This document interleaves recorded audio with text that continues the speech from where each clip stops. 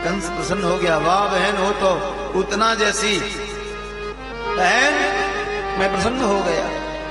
मुझे लगता है तुम मेरे कार्य में सकुशल पूर्णता प्राप्त करोगी। उतना ने भेष बदल लिया। भगवान सुखदेव कहते हैं, परीक्षित ऐसी बनकर के आई मानो साक्षात इंद्राणी स्वर्ग से उतर करके आई है। ब्रजरानी के महल की ओर प्रस्थान कर दिया, लेकिन इतने से पहले जितने बच्चों को दूध पिलाया सब यमलोक में चले गए। अहोते देवकी पुत्रा,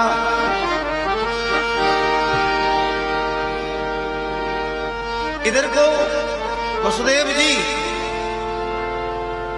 को कुछ दिन के लिए कारागृह से मुक्त कर दिया कंस ने, और आज नंद और वसुदेव दोनों भाई मिले हैं। दोनों की बहुत प्रगाढ़ मित्रता है। दोनों ने आपसी में अपना दुख सुख बांटा। नंद जी ने कहा, भैया मुझे जानकारी हुई तुम्हारे 6 पुत्रों को कंस ने मार दिया, और 8वीं संतान के रूप में कन्या मिली, वो भी स्वर्ग में चली गई।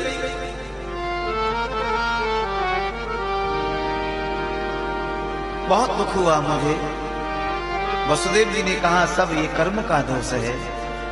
विधाता तो सबको कर्म के अनुकूल फल देता है भैया, लेकिन चिंता की कोई बात नहीं है। एक पुत्र तो मेरा तुम्हारे यहाँ है ही है। ये बलराम के बारे में सारा कर रहे हैं। मैंने आपको कल बताया था ना, वसुदेव महाराज की 7 पत्नियां थी। इनमें से रोहिणी भी वसुदेव जी की पत्नी है, और बलराम जी का जन्म रोहिणी जी के द्वारा हुआ।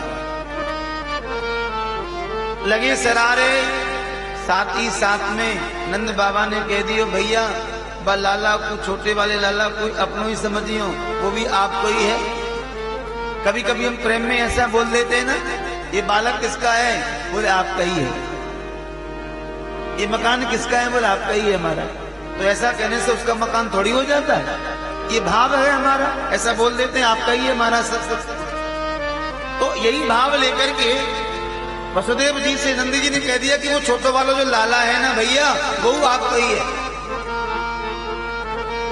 वसुदेव जी ने कहा, आपको कितना समय हो गया गोकुल से आए हुए? बोल 2 दिन हो गए। बोल अभी शीघ्र चले जाओ, मेरा मन कुछ ठीक नहीं कर रहा। मेरा मन कुछ कह रहा है, कुछ बहुत बड़ी घटना घटने वाली है। आवाज हो गया। अब तो नंद बाबा उन्हीं पैर लौट लिए गोकुल की ओर। नंद बाबा इतने समय में आते पूतना तो आ गई। कंसेन प्रतिता घोरा पूतना बालघातनी सुसंचार निर्घंती पुरग्राम वृद्धदिशु।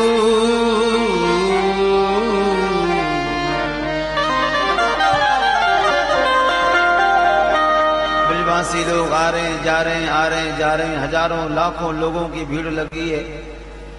कब दिन होता है, कब रात होती है, कब रात कब दिन, किसी को मालूम नहीं।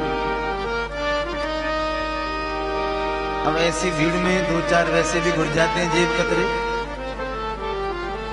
और हमारे सनातन धर्म में तो प्राय ऐसा ही होता है।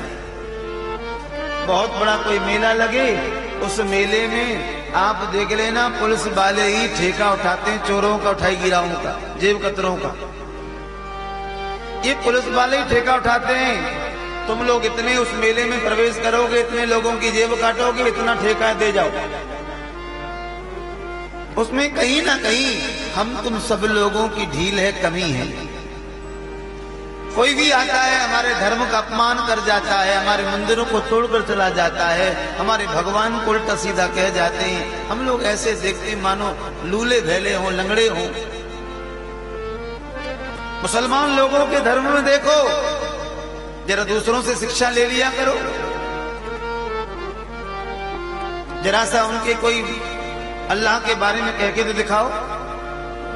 एक बार किसी ने वो पेंटिंग बना दी थी, आपको याद हो तो, समय काफी हो गया। कितने हाहाकार मचा दिया हिंदुस्तान में उन लोगों ने, कितनी फोड़ फोड़, कितना नुकसान किया। मैं ये नहीं चाहता हूं कि आप कोई क्षति पहुंचाएं, बस मेरा भाव यही है, अपने धर्म के प्रति जागृत रहो। सच मानना, तुम्हारा कोई अस्तित्व है, वो तुम्हारा धर्म है, तुम्हारी पहचान है, वो तुम्हारा ईमान है वो, और धर्म नहीं है तो कुछ भी नहीं है। सज्जन, हम परम सौभाग्यशाली हैं।